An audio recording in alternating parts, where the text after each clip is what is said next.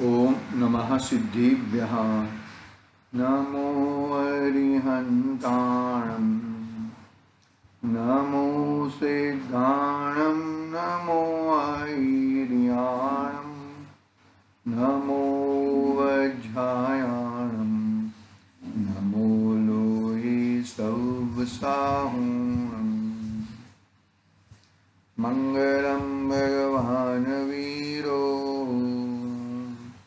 मंगलम गौतमो गणी, मंगलम कुंदे कुंदार्यो, जैन धर्मोस्तु मंगलम।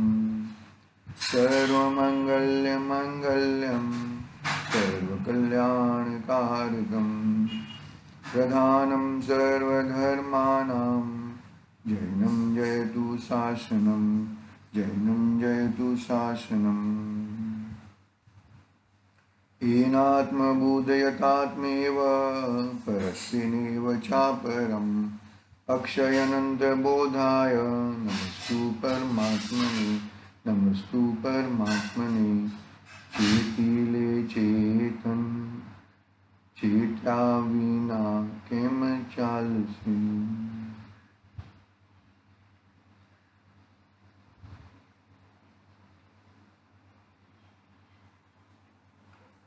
समाधि तंत्र पूज्यपाद स्वामी का महान ग्रंथ अपने सामने विराजमान है। 80 नंबर की गाथा, 80 नंबर का श्लोक कल पूर्ण हुआ। मोह को क्षय करने के लिए हमें भगवान की द्रव्य गुण पर्याय को देखना है और वो द्रव्य गुण पर्याय के हिसाब से अपनी द्रव्य गुण पर्याय को मिलान करनी है, तुलना करनी है। और जो तुलना करता है उसको जगत के जो भी सभी जीव हैं उनसे दूर होकर, उनसे व्यामुख होकर अपने भगवान आत्मा की ओर मुख करता है, अपने स्वरूप की ओर मुख करता है और उसे मोह क्षय हो जाता है और अपना स्वरूप जय जयकार हो जाता है। ऐसी बात अपने जब उसे अपने भगवान आत्मा का दर्शन होता है तब उसको जगत काष्ठ के समान दिखता है, पत्थर के समान दिखता है। पत्थर पत्थर ही है, ऐसे पब्लिक जगत जगत ही है। जगत है लेकिन जगत मेरे से न्यारा है। वो उस बात को आगे अभी और 81 नंबर का श्लोक के माध्यम से आगे और भी वेद विज्ञान की बात कर देंगे आचार्य देव। देखो यहाँ पर उत्थानिका में शरीर और आत्मा भिन्न है। क्या है पढ़ते हैं तो मालूम पड़ेगा हमें। देखो एक संस्कृत में एक पद दिया है, वो पद पढ़ते हैं, स्वभ्यस्तान्मध्यम। मेरे यहाँ पर पेज नंबर है 149, समाधि तंत्र हिंदी में 149 नंबर का पेज। क्या पद दिया है?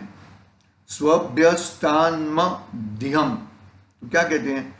यह पद व्यर्थ है, यह पद व्यर्थ है क्योंकि शरीर से आत्मा भिन्न है। ऐसे उनके स्वरूप को जानने वालों के पास से सुनने से अथवा स्वयं दूसरों को उसके स्वरूप समझाने से मुक्ति हो सकती है, ऐसी आशंका करके कहते हैं। ऐसी बातों करके, हाँ, ऐसे स्वरूप को जान के वो स्वरूप को श्रद्धापूर्वक जानना है। क्या कहा? श्रद्धापूर्वक। वहां पे आबाल गोपाल बरोबर है, वो भी गाथा कहीं 5वें नंबर की गाथा कहीं। तो श्रद्धापूर्वक जानना है। ये अकेला जानना ऐसा नहीं है, शब्दों को जान लिया, भावों को जान लिया, ऐसा नहीं है। कैसे जानना है? श्रद्धापूर्वक। ये ही बात सही है और ये ही करने योग्य है। तो क्या कहा कि स्वभ्यस्तान मध्यम, यह पद व्यर्थ है क्योंकि शरीर से आत्मा भिन्न है। ऐसे उनके स्वरूप को जानने वालों के पास सुनने से अथवा स्वयं दूसरों को उसका स्वरूप समझाने से मुक्ति हो सकती है, ऐसी आशंका करके कहते हैं। मतलब ऐसे बोलने से, ऐसा जैसा स्वरूप है, मानोगे शक्कर मीठी है, मीठी है, मीठी है, ऐसा बोलने से नहीं, ऐसे उसकी मिठास नहीं मालूम पड़ेगी। वो पकड़ के अपने जिह्वा के ऊपर रखना पड़ेगा, तब उसकी मिठास का अनुभव होएगा। मतलब जो बात बताई है, जिनवाणी में बताई है, ज्ञानी पुरुषों बताते हैं, तीर्थंकर भगवान बताते हैं, ज्ञानी पुरुषों बताते हैं, आचार्य देव बताते हैं, मुनिराज बताते हैं, तो वो श्रद्धा पूर्वक हमें ग्रहण करना है। वो बात एकदम सही है, शिरोमान्य है।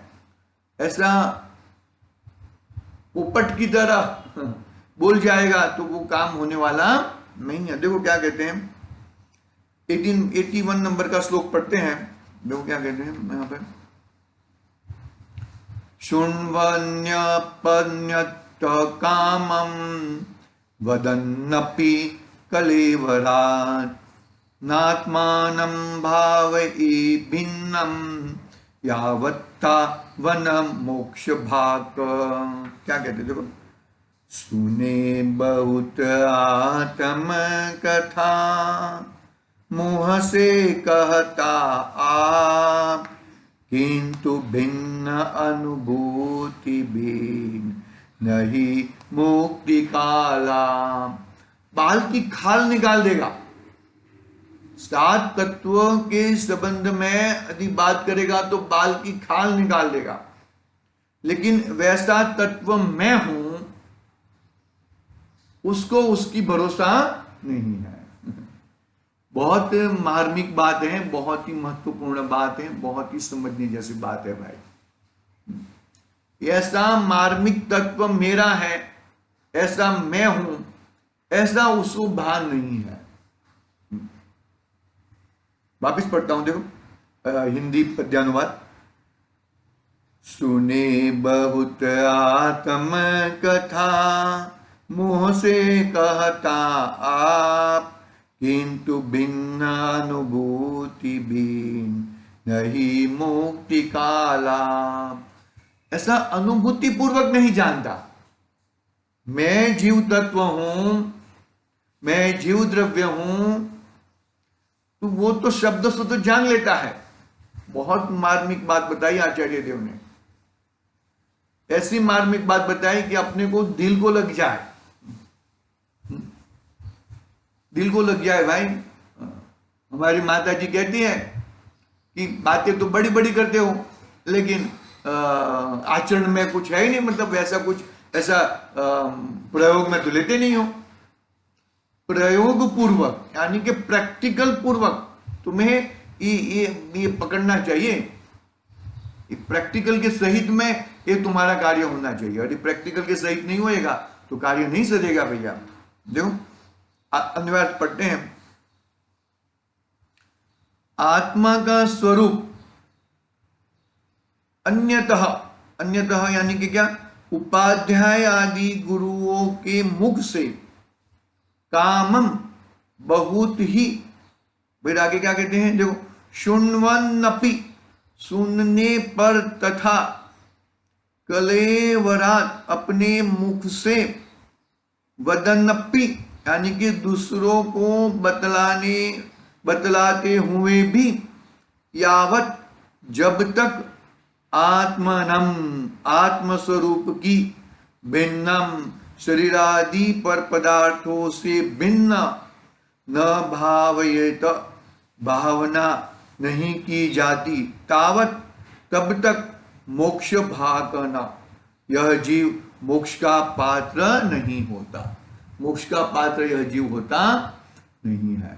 बहुत समझने जैसी बातें हैं, बहुत गंभीर बातें हैं, बहुत ही आदरणीय योग्य बातें हैं। व्यवहार नहीं भी विज्ञान की ओर लेके जाता है। व्यवहारिक क्या कहता है कि ये सब तेरे हैं, ऐसा कहना। कहना कहता है, मानना नहीं कहता। मानना तो मिथ्यात्व हो जाता है। उस शब्द में वो व्यवहार की भूमिका में नहीं आया अभी तक। ये सब तेरे है ऐसा कहना, वो उपचरित असद्भुत व्यवहार का कथन है। शरीर और आत्मा एक है ऐसा कहना अनुपचरित असद्भुत व्यवहार का कथन है। मानना शरीर और आत्मा, लेकिन वो व्यवहार का कथन है। इसका मतलब क्या है कि भाई शरीर जुदा है, आत्मा जुदा है, ऐसा अनुभव में आना चाहिए। ये चीज अनुभव में, अनुभव प्रधान है। अनुभव रतन चिंतामणि, अनुभव छे रसकूप, अनुभव मार्ग मोक्ष नो, अनुभव मोक्ष स्वरूप। तुम इतना बार बार इससे भिन्न, इससे भिन्न, इससे भिन्न, इससे भिन्न ऐसा कह दोगे, इससे कुछ होने वाला नहीं है। अरे ऐसा तुम्हारे मन के अंदर ऐसी उत्सुकता है कि नहीं है? ऐसे मन के अंदर ये चीज तुम्हें बैठी है कि नहीं बैठी है? वो तुम्हें बरोबर अच्छी तरह से उसको ग्रहण करना चाहिए। देखो, हाँ, टीका पढ़ते हैं। मतलब जो शब्दों में आता है ऐसे भाव में ऐसे पकड़ना चाहिए, ऐसा कहना है आचार्य देव का। जो शब्द है वो शब्द को तुम नहीं पकड़ोगे तो कोई मतलब नहीं है। देखो टीका, अन्य के पास से अर्थात उपाध्याय आदि के पास से बहुत ही सुनने पर भी, अन्य के पास यानी कि ज्ञानी के पास, और उपाध्याय आचार्य आदि, उपाध्याय आदि यानी कि आचार्य आदि के पास बहुत ही सुनने पर, बहुत सुन लिया, आत्म के बारे में जान लिया, बरोबर है, और शरीर के बारे में जान लिया, अपना द्रव्य के बारे में जान लिया, और परद्रव्य के बारे में भी जान लिया, ध्रुव के बारे में भी जान लिया, और ध्रुव के बारे में भी जान लिया। फायदा क्या हुआ? ध्रुव वो मैं हूं, उसको पकड़ना चाहिए, उसमें ठहरना चाहिए। और अध्रुव, जो अध्रुव है वो मैं नहीं हूं, वो मेरे से तद्दन भिन्न है, वो उसका विश्वास आना चाहिए। जब तक उसका विश्वास नहीं आएगा तब तक, देखो, अन्य के पास से अर्थात उपाध्याय आदि के पास से बहुत ही सुनने पर, अर्थात शरीर से आत्मा भिन्न है ऐसा श्रवण करने पर भी, उनसे शरीर आदि से वह आत्मा भिन्न है ऐसा स्वयं अन्य के प्रति दूसरों को कहने पर भी, जब तक शरीर से आत्मा भिन्न है ऐसी भावना न करे तब तक जीव मोक्ष भाजन, मोक्ष पात्र नहीं हो सकता। मोक्ष भाजन या मोक्ष पात्र नहीं हो सकता। हाँ? पानी पानी, वाटर वाटर वाटर, बरोबर है। कोई अंग्रेजी व्यक्ति आया हो अपने घर पे और वो वाटर वाटर वाटर बोले, हमें वाटर वाटर वाटर क्या समझ में नहीं आता है। वो खाना दे दे, वो दे दे, वो दे दे, सब कुछ दे दे, लेकिन वो उसे समझ में नहीं आता है। वाटर यानी कि अरे पानी, तो वो भाव भाषण अंदर में होना चाहिए, और अंदर में भाव भाषण करके वो हिसाब से अपनी प्रवृत्ति होनी चाहिए। वो अपनी प्रवृत्ति नहीं होएगी तो वो मोक्ष भाजन, मोक्ष पात्र नहीं हो सकता। मोक्ष के लिए वो आगे बढ़ सकता नहीं है। देखो भावार्थ पढ़ते हैं। हाँ, शरीर आदि से आत्मा भिन्न है, यह बात बहुत बार गुरु मुख से सुने तथा अन्य को वैसा उपदेश भी दे, बारंबार दे, तो भी जब तक आत्मा को शरीर आदि से दृढ़ रूप से भिन्न अनुभव नहीं करे, अर्थात जब तक स्वसन्मुखता पूर्वक उसको उसके भाव भाषण न हो, तब तक जीव मुक्ति योग्य नहीं बन सकता, मुक्ति के लिए योग्य बन सकता नहीं है। बहुत ही सुंदर बात है। मतलब जो हम बोलते हैं वो हमें करना चाहिए। बोलते हैं कुछ और करते हैं और कुछ, तो वो बरोबर नहीं है। वो तो मायाचारी हो जाएगा और मायाचारी के कारण गड़बड़ हो जाएगी भैया। क्या कहते देखो, शरीर आदि से आत्मा भिन्न है, यह बात बहुत बार गुरु मुख से सुने तथा अन्य को वैसा उपदेश भी बारंबार दे, तो भी जब तक आत्मा को शरीर आदि से दृढ़ रूप से भिन्न अनुभव नहीं करे, अर्थात जब तक स्वसन्मुखता पूर्वक उसके भावभास न हो, तब तक जीव मुक्ति योग्य बन सकता नहीं है, मुक्ति मार्ग में आ सकता नहीं है। विशेष स्पष्टीकरण कल पढ़ेंगे। आज के लिए ओम नमः सिद्धिभ्यः। निज निज में बताई यह